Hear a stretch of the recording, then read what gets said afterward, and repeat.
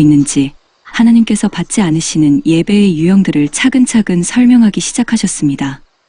딸아, 너희가 부르는 그 많은 노래가 과연 하늘로부터 온 것이라고 생각하느냐? 많은 노래가 더 이상 기도와 묵상 속에서 비롯되는 나의 영감으로 만들어지지 않고 세상의 성공과 사람의 감성을 자극하기 위한 공식으로 제작되고 있다. 주님께서는 제작이라는 단어를 힘주어 말씀하셨습니다. 영감에 의한 창조가 아닌 공장에서 찍어내는 생산이라는 의미였습니다. 주님의 설명에 따르면 이미 성공이 검증된 대중음악의 코드 진행과 멜로디 라인을 차용하고 사람들의 눈물샘을 자극할 만한 감성적인 가사를 덧붙인 뒤 거기에 하나님의 이름을 올려놓는다는 것이었습니다. 그 목적은 하나님의 영광이 아니라 노래의 인기, 앨범 판매량, 그리고 집회에서의 감동적인 분위기를 만들어내는 데 있다는 것이었습니다. 나는 사람이 보는 외모를 보지 않고 그 중심을 보느니라. 나는 노래의 화려함이나 세련됨을 보지 않는다. 나는 그 노래가 만들어지는 순간 그 창작자의 가장 깊은 중심의 동기를 본다. 나를 향한 순전한 사랑에서 비롯된 것인가, 아니면 자신의 이름이나 성공, 사람들의 인정을 얻기 위한 야망에서 비롯된 것인가를 나는 정확히 알고 있다. 오직 나의 영으로 충만함을 받으라. 시와 찬송과 신령한 노래들로 서로 화답하며 너희 마음으로 주께 노래하며 찬송해야 하느니라. 시와 찬미와 신령한 노래는 성령의 충만함의 결과물이다. 그것은 인간의 지혜나 기술로 짜내는 것이 아니라 내 영으로 충만해진 심령에서 자연스럽게 흘러나오는 것이다. 성령의 충만함 없이 인간적인 계산과 공식으로 만들어진 노래는 듣는 이에게 일시적인 감정적 흥분이나 위로를 줄 수는 있다. 그러나 영혼을 거듭나게 하고 삶을 변화시키는 나의 권능은 그 안에 담겨 있지 않다. 그것은 진짜 약이 아니라 그저 기분만 좋게 하는 마약과 같은 것이다. 노래의 동기보다 더욱 위험한 것은 그 가사에 나의 진리를 교묘하게 왜곡하여 담는 것이다. 사탄은 대놓고 나를 부정하는 대신 진리의 거짓을 살짝 섞어 나의 백성을 미혹한다. 너희는 이 영적 독을 분별 없이 받아 마시고 있다. 너희는 가시 면류관을 노래하며 감상에 젖는구나. 그러나 그 가시 면류관이 무엇을 의미하는지 진정으로 아느냐? 그것은 너희를 위한 나의 영광스러운 선택이 아니었다. 그것은 죄인된 너희가 마땅히 받아야 할 저주와 수치였으며 로마 병정들이 나를 조롱하기 위해 씌운 고통의 상징이었다. 너희는 그 끔찍한 죄의 무게와 신적인 고통은 묵상하지 않은 채 그것을 마치 아름다운 사랑 이야기의 소품처럼 사용하며 거짓된 감동을 짜내고 있다. 또한 어떤 노래들은 나의 자녀들에게 마치 그들 스스로의 힘으로 마귀와 싸워 빼앗고 승리할 수 있다는 교만한 태도를 부추긴다. 하나님께 먼저 복종한 후에야 마귀를 대적할 수 있거늘 그들은 이 진리의 순서를 뒤바꾸어 버렸다. 나에게 먼저 복종하고 겸손히 엎드리는 과정 없이 자신의 의지와 능력으로 마귀를 대적하려는 것은 영적인 만용일 뿐이다. 모든 영적 전쟁의 승리는 너희에게서 나오는 것이 아니라 십자가에서 모든 것을 이룬 나에게 속한 것임을 잊어서는 안 된다. 나의 사랑과 축복, 위로와 치유만을 노래하고 나의 공의와 심판, 거룩함과 죄에 대한 경고를 의도적으로 가리는 진리의 편식 또한 내가 받지 않는 예배다. 반쪽짜리 복음은 온전한 복음이 아니다. 나의 자비만을 구하고 나의 공의를 두려워하지 않는 자는 결코 나를 온전히 안다고 할 수 없다. 주님의 말씀은 비수처럼 제 마음에 꽂혔습니다. 제가 좋아하고 위로가 되는 말씀만 찾아다녔던 지난 날들이 스쳐 지나갔습니다. 듣기 싫은 경고의 말씀은 애써 외면했던 제 모습이 너무나 선명하게 보였습니다. 기록된 바, 너는 그의 말씀에 더하지 말라. 그가 너를 책망하실 것이요. 너는 거짓말하는 자가 될까 두려우니라고 경고하지 않았느냐? 나의 진리를 너희의 생각과 감정으로 가감하고 왜곡하는 모든 시도는 나를 예배하는 것이 아니라 너희가 만들어낸 다른 신을 섬기는 행위다. 그리스도의 말씀이 너희 안에 풍성히 거하지 않는데 어찌 그 입술의 고백이 진실할 수 있겠느냐? 나의 말이 너희를 지배하지 않는다면 그 모든 찬양은 공허한 울림일 뿐이다. 너희는 세상의 유흥을 위해 만들어진 관능적인 리듬과 사람을 중독시키는 비트에 나의 이름을 얹기만 하면 그것이 거룩한 찬양이 된다고 착각하는구나. 결코 그렇지 않다. 이 세상이나 세상에 있는 것들을 사랑하지 말라. 누구든지 세상을 사랑하면 아버지의 사랑이 그 안에 있지 아니하니라. 세상의 방법과 스타일을 사랑하면서 동시에 나를 사랑한다고 고백할 수는 없다. 나의 자녀들은 구별된 백성이다. 그러므로 너희는 세상으로부터 나와 스스로를 따로 구별해야 한다. 너희의 삶뿐만 아니라 너희가 드리는 예배의 형식 또한 세상의 것과 구별되어야 마땅하다. 딸아, 이제 너의 가장 큰 문제에 대해 말해야겠구나. 네가 가장 의지했고 내 음성이라고 철석같이 믿었던 그 뜨거운 감정, 그 벅찬 마음, 너는 그것을 성령의 만지심이라 불렀지. 하지만 그것의 정체가 무엇인지 아느냐? 나의 선지자 예레미야를 통해 기록된 바, 만물보다 거짓되고 심히 부패한 것은 마음이라 누가 능히 이를 알리오마는 하지 않았느냐. 왜 그 마음, 너의 그 감정이야말로 이 세상 그 무엇보다 신뢰할 수 없는 것이다. 그런데 너희는 어찌하여 그 거짓된 마음에서 비롯된 감정을 기록된 나의 진리의 말씀보다 고요함 속에서 들려주는 내 세미한 음성보다 더 신뢰하느냐? 너희는 내가 위로받고 내가 평안을 얻고 내가 기쁨을 느끼는 것에 집중한다. 예배의 주체가 내가 아니라 너희 자신이 되어버렸다. 찬양의 가사가 하나님은 위대하십니다가 아니라 나는 주님 안에서 행복합니다로 끝나고, 십자가의 죄사함이라는 근본적인 해결책 대신 인간의 상처받은 마음을 어루만지는 심리치료와 같은 노래들이 강단을 채우고 있다. 이것이 바로 사탄이 파고드는 통로다. 사탄은 너희에게 거짓된 평안과 거짓된 기쁨을 얼마든지 줄 수 있다. 너희의 감정을 만족시켜 줌으로써 너희가 진정한 회개와 십자가 앞으로 나아가지 못하도록 막는 것이다. 감정의 만족을 예배의 성공으로 착각하는 영혼은 결코 진리 안에서 성장할 수 없다. 너희는 영으로만 노래할 것이 아니라 나의 진리를 깨닫는 마음으로도 노래해야 한다. 감정은 진리라는 굳건한 둑 안에 흐를 때에만 안전하다.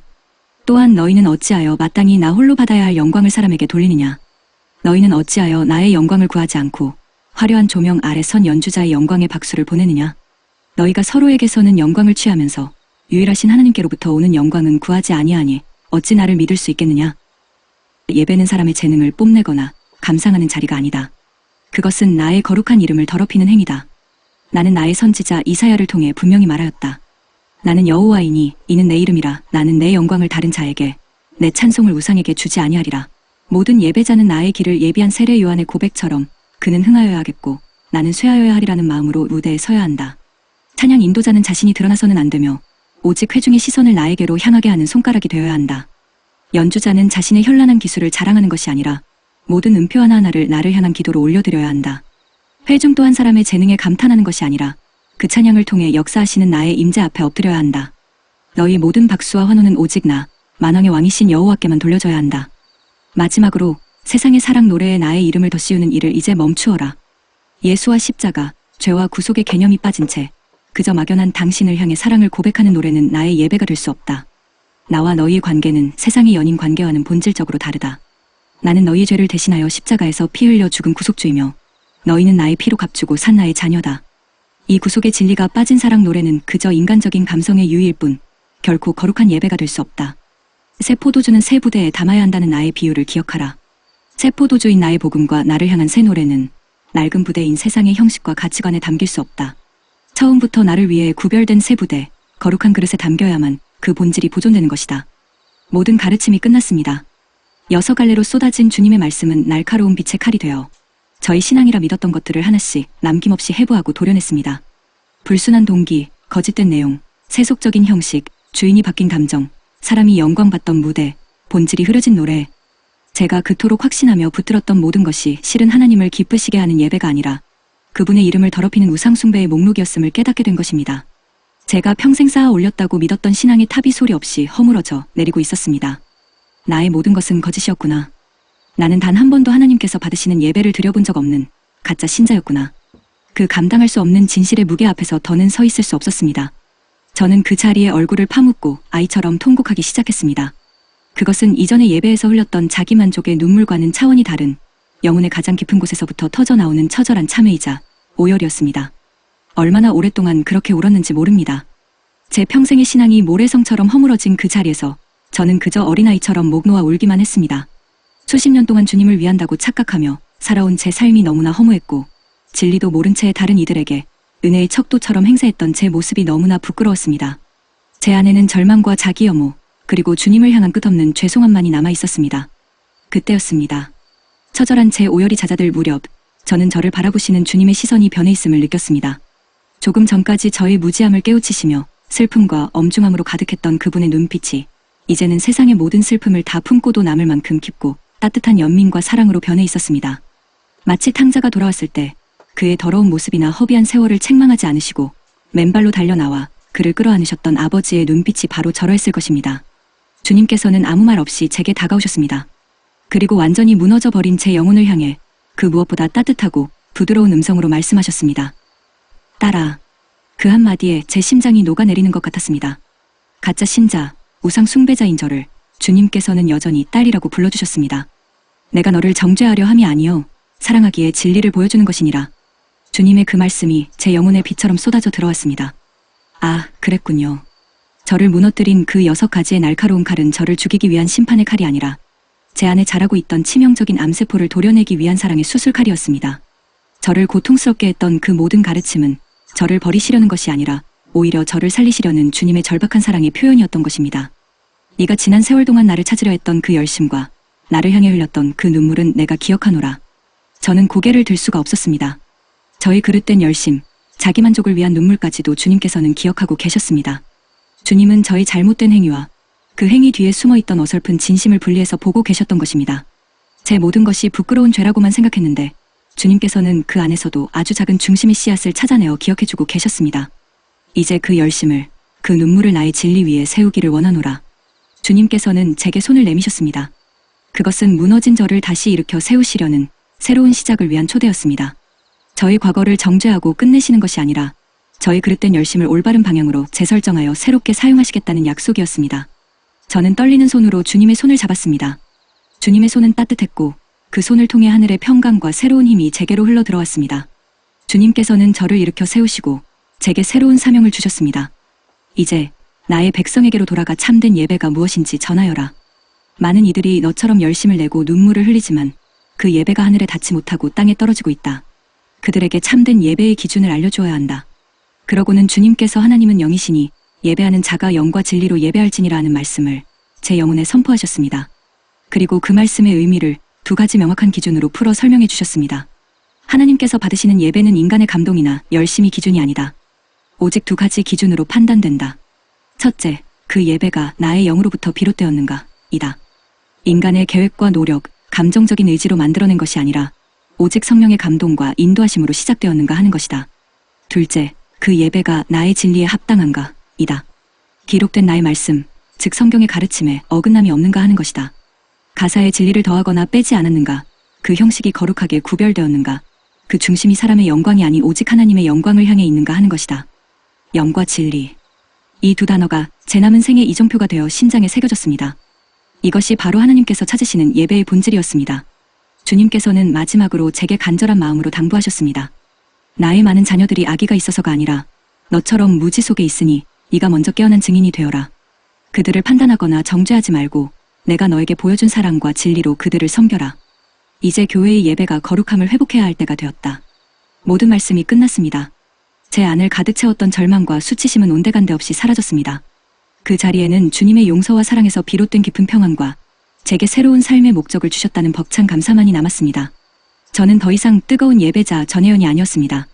저는 주님의 긍휼하심으로 다시 태어난 영과 진리의 예배를 전해야 할 증인 전혜연이 되었습니다.